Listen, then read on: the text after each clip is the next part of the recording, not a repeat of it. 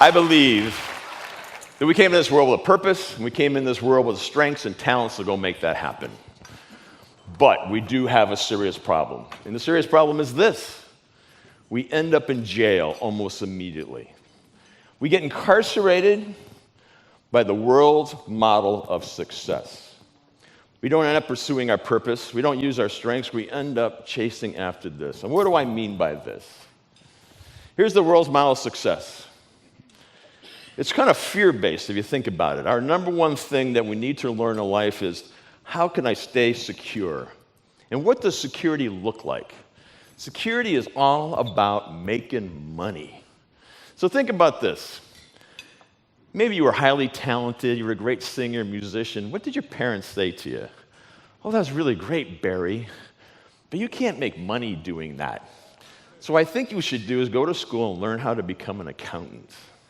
So off Barry goes to become an accountant. Me, I ended up in engineering school. I'm not even sure how that happened, and I think my parents were whispering in my ear while I was trying to sleep at night going, there's a good job. You'll move out of the house and make money. It was the toughest 4 years of my life because I was not designed and built to be an engineer. But anyways, the whole system's wrapped around this. Our schooling, everything's about giving us the skills and to go out and go have a job. Then we get out and get the job, and then we realize there's a second piece to the ingredient. That's power. Power. You start to realize you want to make a little bit more power, a little more money, you need to climb the ladder. And oh, by the way, power also puts you in control. You become the decision maker. I'm in charge of my own world now. So that's what we start pursuing. We start chasing that, chasing that, chasing that. And at some point in time, you start to realize, okay, I'm finally starting to fill my bucket. I am being served. Success of the world's model of success is all about you being served. And once that bucket sort of gets filled up, then we start to have some spillover. Now we start to have a little satisfaction in life. Now we can go be happy because why? We can go buy that new car. We can buy the house. We can go buy those things we want. In fact, even in America, you can go buy it before you even have the money. We have credit cards. I heard a statistic that if you have credit card debt, the average in America, that's $16,000 of credit card debt on average. Talk about a prison. But there's meaning too. We can have a little overflow of meaning. Now I can move into a gated community and be safer. I can send my kids to a better college. In fact, recently, if you have a couple $1 million laying around, you could probably get them into an Ivy League school. That's the big chase. We're chasing, chasing, chasing. But then what happens? Doesn't it just turn into striving? Wake up, go to work, crank the wheel, come home, watch a little TV, go to bed, get up, go to work, repeat, repeat, repeat. This is kind of an age thing, but I hit this thing that I call smoldering discontent. I was really excited about going to work for the first 20, 30 years of my life. And then about 40 years old, all of a sudden I started to ask the question, is this it? All of a sudden, the new car, the promotion, all these things just never seemed to quite fulfill. I had a really good job. I was working at a startup. We were successful, great salary, bonus, stock options, position of authority, nice house in Huntington Beach, had all this stuff going. Outside looking in, looks like I was killing it. Inside looking out, I was very, very unhappy. And I don't think it was just me, because people are not finding meaning in the work that they do. Our friends at Gallup have been doing this study for over 20 years. I think they got it nailed. They go out into the workplace and they ask questions about, are you finding meaning in the work that you do? Are you being fulfilled? Would you believe 70% of the population says, not me. I'm just showing up, trading some time for some money. Now, if that's you, I think that's an atrocity. The thing that we do, the majority of our waking hours, you're just showing up. And if you're a business leader, running a department, or any kind of leadership role, what does that mean to your business when your employees are just showing up? Your vendors are just showing up. If we can move that number a little bit, what would that mean to your business? So the good news is, I don't think we have to change the components to fix this problem. I think we just have to change the focus. So I believe this is the model we should be pursuing. The model of service first. What if, instead of serving ourselves first, we actually look to say, how can we serve others first? Come from a place of meaning and impact, which completely changes this equation. Instead of after we get ours, it flows out, it starts to go a different direction. Now the situation is, instead of satisfaction being happiness and the latest thing I bought, now it becomes joy. Because isn't service joy? It's this opportunity to walk around in joy. One of the things we all want in life. I started this pursuit because I wanted peace. I wanted happiness, right? From that perspective. Serving first provides that. And when we look at the other side here, the success side, the value, if we're serving first, isn't that like you give and then it comes back? Some people even argue it comes back 10x. Plus, I also think the thing that happens, we start to measure success a little differently at this point. So the challenge that we've always had was, if that's the case, how do I really serve? I mean, my whole life I've been taught that it's get mine, security, power, pleasure. And now all of a sudden you go serve, but how do I serve? So that's the jail we need to bust out of. So you find yourself in jail. Or a locked room. What's the easiest way to get out? With a key. I've given this talk a few times to some maximum security prisons, and they always say the window. Consistently. The very first P is power. Power. The question is, what's in your hand? What's available to you? Everyone here knows that they're probably unique at something, right? I got some inherent strengths that I've got. I'm a good communicator. I'm good at solving problems. I'm a good listener. I got an empathetic ear. I'm going to give you a little quick exercise. Turn to the person next to you and say, this is the thing I'm really good at. This is the thing that maybe it's hard work, but when I'm doing it, time flies by. People come to me, they get help doing this, which I can't quite understand because it's so easy for me to do. Why do other people have difficulties doing it? So what's that thing in your life that people come to you for help? What is that unique skill that you have? Just turn to your partner real quick and say, I am boom. Proud moment. You are what? Just go for it. Don't ponder, just, I am good at this. All right. Step number one in the process is to figure out, what are you good at? We are very complex animals. We're like the most complex things walking around the face of the earth, but how well do you know your equipment? If you're going to go out and do something in life, I mean, you got to know what you got available to you. Are you a morning person, an afternoon person? Are you creative? Are you a starter or a finisher? Who are you? So the number one goal in breaking out of jail is you got to say, what do I have? What's available to me to bust out of this jail? How can I serve best? I'll serve best from the strengths that I have. So that's job one. The second P, have you ever driven down a road late at night? Probably hard to do in San Diego. There's no moon. There's no lights. It's completely dark. And you're going down this road, it doesn't even have the white stripe. It's just some asphalt going into nowhere. And you're going down this road and you're thinking, man, if I go off to the right, bad things are going to happen. If I go off to the left, bad things are going to happen. But fortunately, some road engineer put one of those little posts in the ground that have the little reflectors that flash your headlights back at you. Have you ever seen that? So as you're driving down a road, your path becomes very, very clear to you. That's what principles are. Principles are like guideposts in your life. It's the characteristics that you're exhibiting when you're doing work. And then when you're doing that work, that's keeping you in line, taking you on your purpose, taking you where you want to go as fast and quick as possible. Those are your guiding principles. So we're going to do another little quick exercise with your partner. You're at a party. You're talking to a friend. Behind you is another friend. That friend is describing you to someone you would like to meet, potential customer, potential someone you might want to hire, somehow this person you want to know.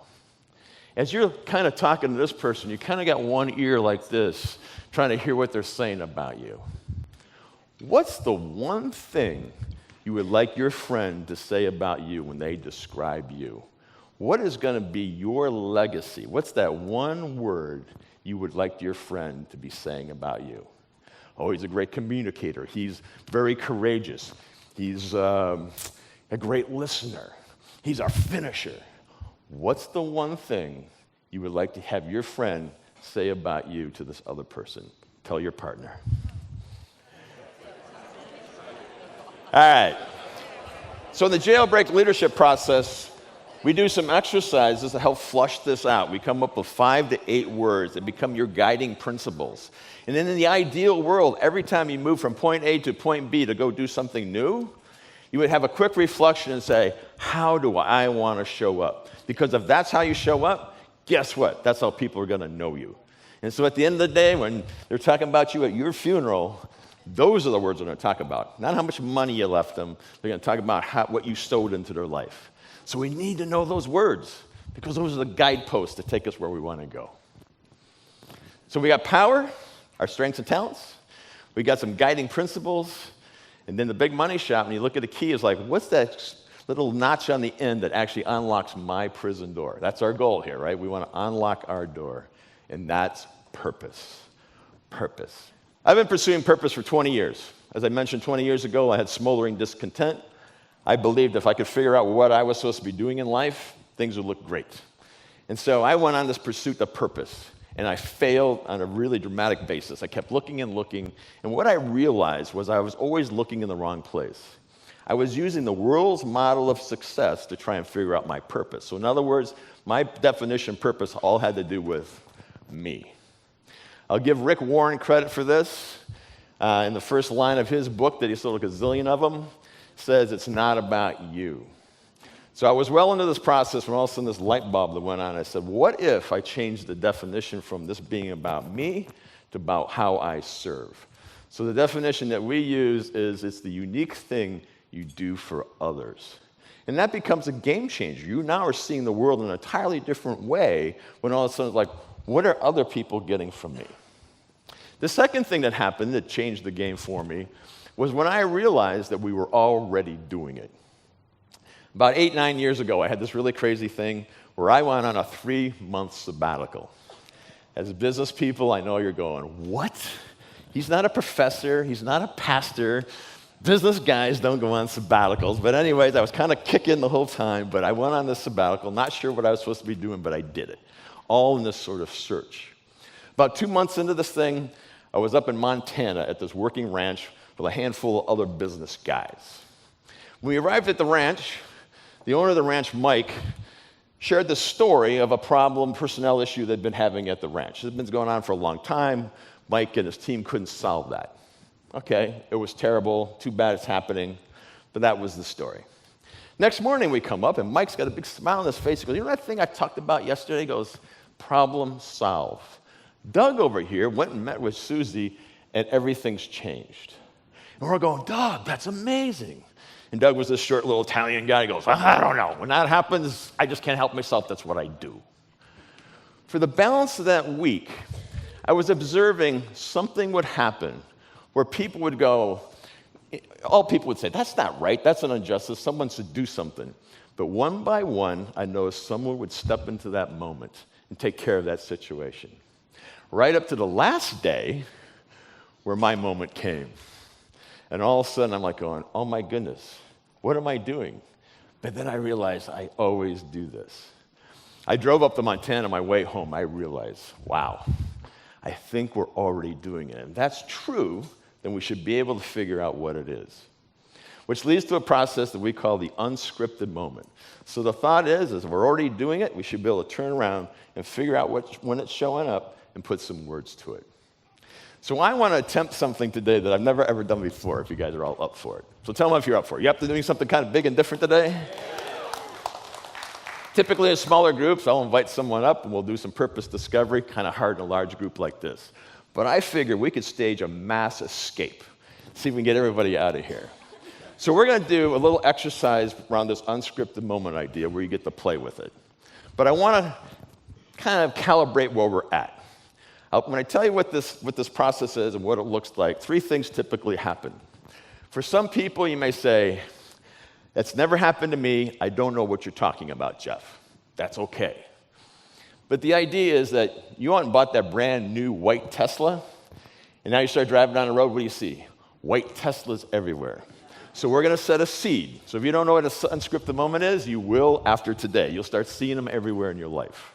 The second thing happens, you'll go, oh, I get it, but your get it's going to be about 10,000 feet. You don't have a story, you just have kind of a general idea about your unscripted moment. And the third is you'll go, I got a story. And the story is critical because we look at the story to figure out what you're doing to pull out your purpose. So you guys ready to give this a shot? Yeah. All right. Here's the definition of an unscripted moment. It's a moment in time. So we're not talking about something that lasts an hour, 2 hours. We're really almost talking about something that's almost like a nanosecond. We're just looking for this moment in time when you automatically respond to something. So like this guy, Doug, all of a sudden he saw something, boom, at the ranch, he was on it. For myself, all of a sudden, something wasn't happening. I always jump on that, boom. All of a sudden, I can't help it, I'm on it. So if you think about this, typically, like the other day, I'm walking down the Pacific Beach Pier. I had a pigeon fly by me. So close I felt it. Within a nanosecond, my body went like this, right? Instantly. This happens before that. So that's how you know it's a God thing, right? He's going, I need you over here, go. And you go. You don't stop and think about what to do or how to do it. So it's a moment of time, you automatically respond to this outside stimulus, and all of a sudden, your purpose, your power, your principles, all these things just automatically kick in. You don't step back and go, what's my plan? What am I going to do? You just do it. You were naturally wired to do it. This is what you showed up into this world with. And it's got nothing to do with you.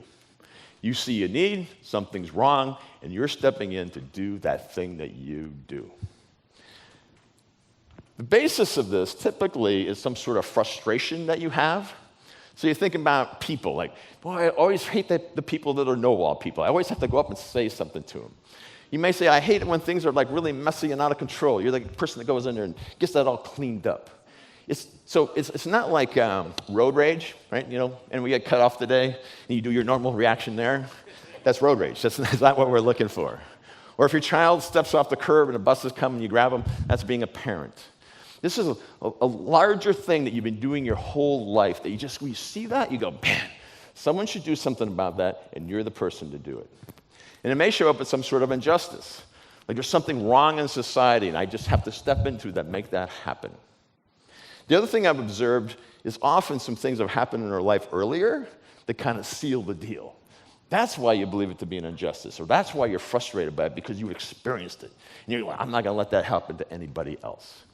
So it's not necessarily a hero story. It may be, but that's not the norm. It could be happening as fast as walking down the hallway to something much bigger. So let me give you 2 examples. I'll give you my own.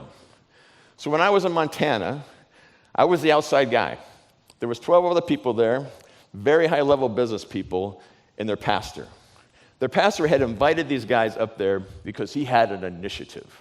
Think corporate meeting. He's trying to take the church in a certain direction, and he's bringing these leaders into the program to help them support him on where he's going.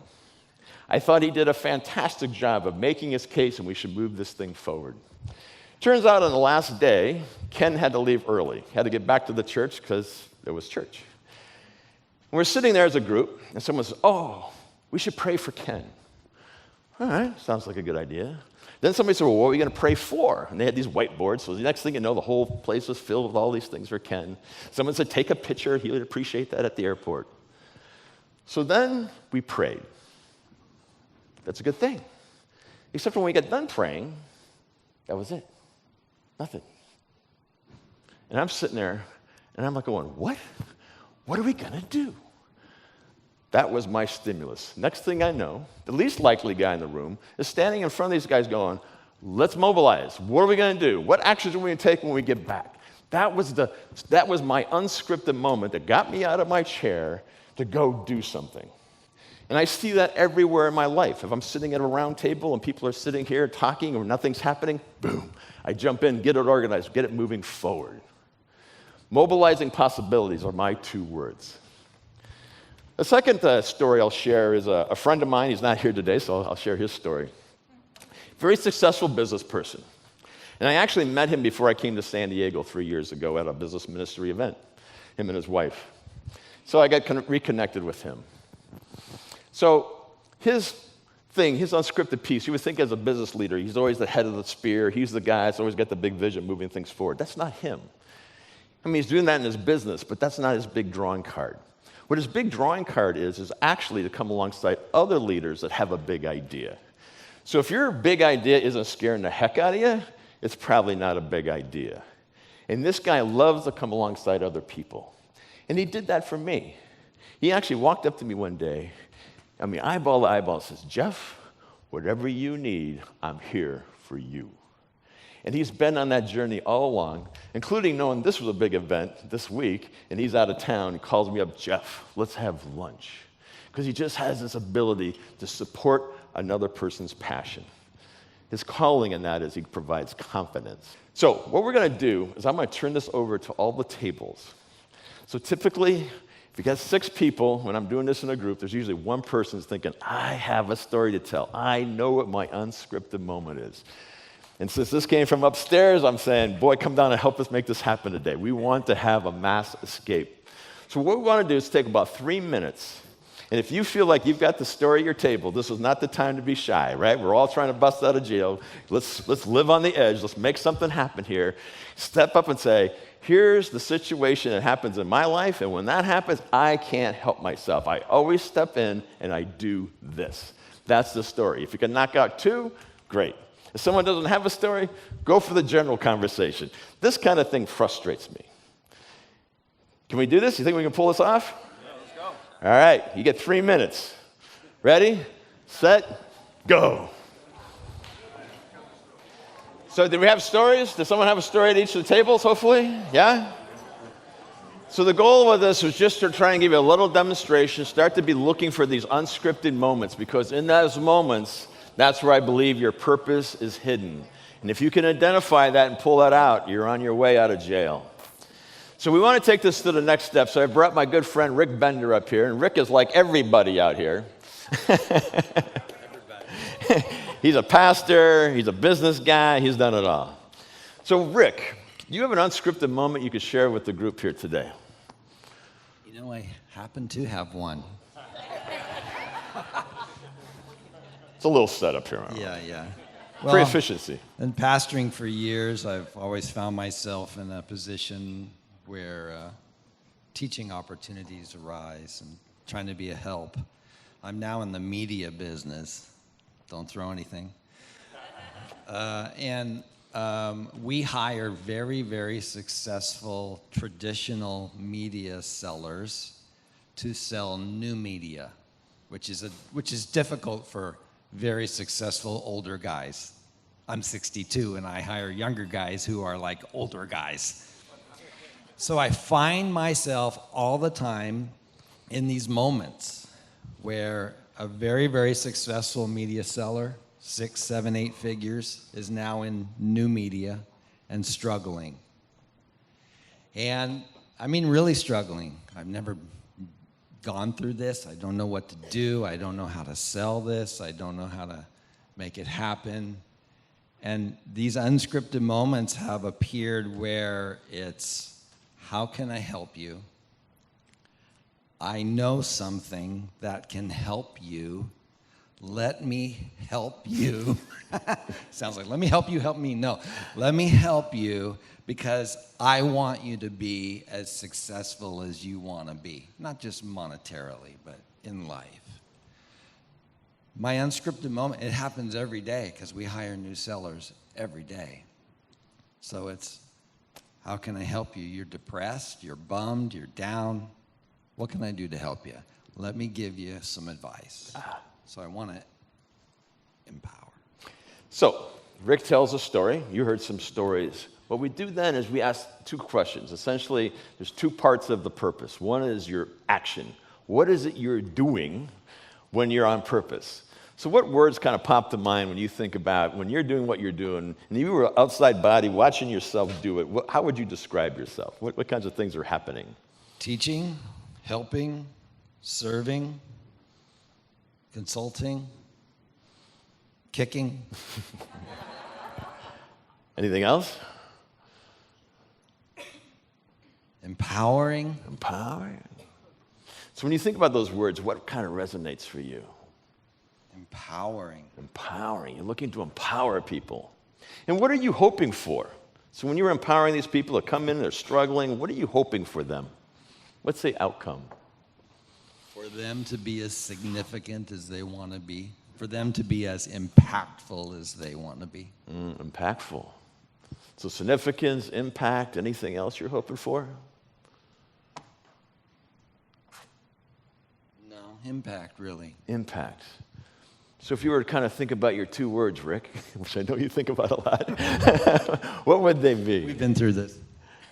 Jeff's helped me a lot, and it shows up all the time. Empowering impact. Empowering impact. So the process here is simply find those stories, something that's like real, something you can actually get your arms around. We do this in groups. It's usually a group activity to have people actually hear your story, and then they share what they heard they see you doing. And if you got people around you that know you, guess what? You're usually the last person in the room to know what your purpose is. So it's really powerful to have other people in the room that know you. But when you land on those words, what happens for you? What was the outcome for you? Man, it just shows up every day. It's so freeing, too. It's like, I want to know my purpose. Yes, it's to honor God and praise Jesus and be salt and light, right? And we hire people that aren't believers, right? So I want to be salt and light, and I want to have an effect, and I want to help empower them so they are impactful. And it shows up every stinking day, man. It's awesome. Thank you. And so it's just not random I invited Rick here today, because I was hoping to empower some impact. Not just mobilize a possibility, but empower some impact. So what does this look like? So this becomes the centerpiece. The first step in the process, we got to unlock your jailhouse door. But like in any jail, if you step outside the door, guess what? Alarms start going off. You have to have a compelling reason for doing what you're going to do. And that's where the calling comes in. And calling's part of your purpose. I call it the sweet spot. And what happens in calling, it's the unique thing people receive from you when you're on purpose. That's the why. That's the why. I was talking about my friend who's got supporting passion. What he provides is confidence. He shares confidence. All of a sudden, you're in this conversation with him. I don't know, it's like magic, but I feel like I can do this now. It's amazing when people are doing their purpose, and when you understand what it is, you have this feeling you just have to do it every day, all day long. And then, align it to the passions, the things that you're already interested in life. But what the opportunity then is, you use that as a centerpiece of all the things you do in your life. Purpose is not just about work, it's about everything. Quick story, my thing is mobilizing possibilities. You come to me with a possibility, I can get more excited about it than you are. Except if you're my wife, my kids, business partner. Then I go in, well, what's that going to cost? How risky is that? And so now I realize I'm not being my best self with them. That conversation can come later. So it starts to provide this format for who you want to be and how you want to show up in life. But let's talk about work, because we're work people here. So work looks like this. You take this purpose, your calling, your passion, and from the business side, you use your purpose to help inform the purpose of your business. You use that to really help align your not just the profit, but what's the thing you're going to do beyond just profit. Your business is a platform for doing bigger and better things. Then you align that with your stakeholders. Invite people in that have excitement about what your passion is. And then you make that part of your strategy, and you make that part of the action plan. That's how you bring this to life in business. And you can have this most amazing business where people are very excited about what you do in your business, but showing up and still not finding meaning in work. So as a leader, you now have the opportunity to say, let us help you find your purpose, and then take a look at the work you're doing and see what that looks like. Quick story on that. She's here in the room today. I had a person that came to me, been working at a company for 13 years, had kind of run its course, saying, hey, I think I want to do something different, but I want to make sure I do the right thing. I want to know what my purpose in life is. We did the work, and we discovered her purpose to be clarifying perspective. Crazy enough, she doesn't mind walking in between two people that are arguing. She just has this knack for having people to go, oh, I now see the other person's side, and all of a sudden something can happen. So between a boss and an employee and the values, That's her magic. We discover this purpose. Part of the process is go out, start living it, see if it's the right thing. She comes back and says, oh my goodness, Jeff, I cannot believe how often I get to do my purpose. I'm doing it all day long. Plus, she became super empowered and said, I have to go do this. And her calling was disabling fear. That's how people could see differently because all of a sudden the fear went away. She's still at that company, loving it there, and quite honestly, the job did not change at all. It's just purely her perspective of the job. So that's what it looks like to all of a sudden have all your employees enrolled and excited about being there, trying to move that 70% to 10%. What would that mean to your business? Well, got a few statistics here. I won't take the time to go through them all, but if you're a bottom line kind of person, there's companies out doing this, and you actually significantly make more money when you're a service, purposeful type company. But business ministry, that's who we are, right? So I've been around business ministry for 20 years. I have not seen it move hardly any since I showed up because I think we get a little confused. But what I've learned after 20 years in business ministry, there's three major components. The first component is it's not yours. And for some of us, that might be a good thing that we're not ultimately in charge. We are just running it. We're just the steward of that business. The second thing is your business isn't just about making money. It should be a platform for being of service, which takes us back to the challenge. How are we of service? So now when we know our purpose, we're using our purpose to inform the business, we now know what that platform looks like. And the last piece, we're supposed to be different, not better. Better is going out there, being more efficient, right? All the business mantra. Different means we serve first. So actually, we should be leading this whole parade. That's what business ministry is all about. So I want to put a little bow on this. Bring us all home.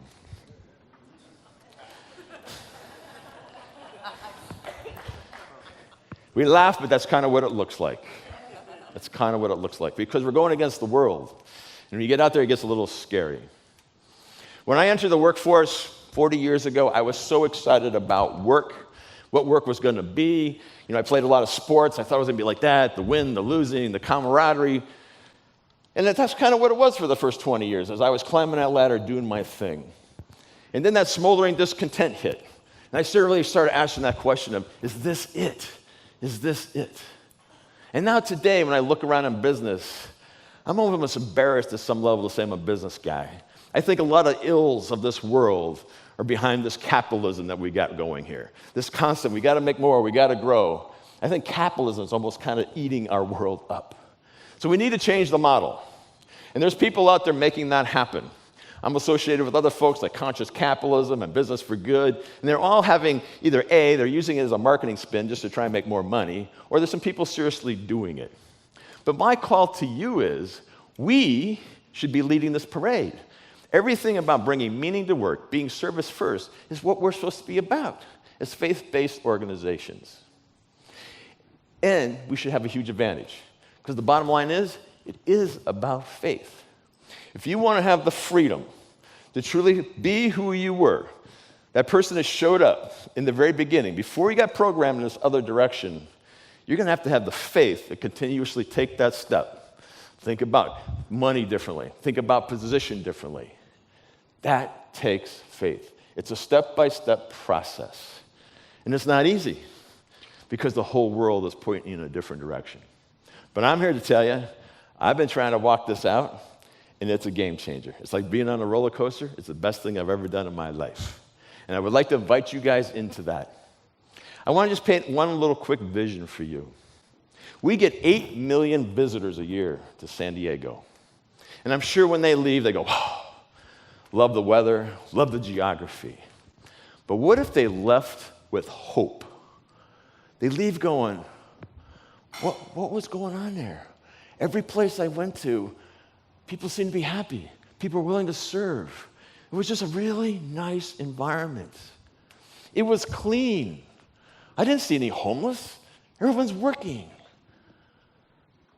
San Diego could be that, but not with the old model, only with the new model. We could be that. That could start here.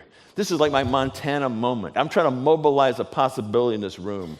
We got 150, 170 people here. The Rock Church has got 6,000 people. Imagine if we started to embrace this. What if we said, no more. We're going to lead with service. And we're going to lead with our purpose. And we're going to lead with our calling. So I want to leave you with this. Go do what you do. Go do what you do best, because the world is counting on you. Thank you.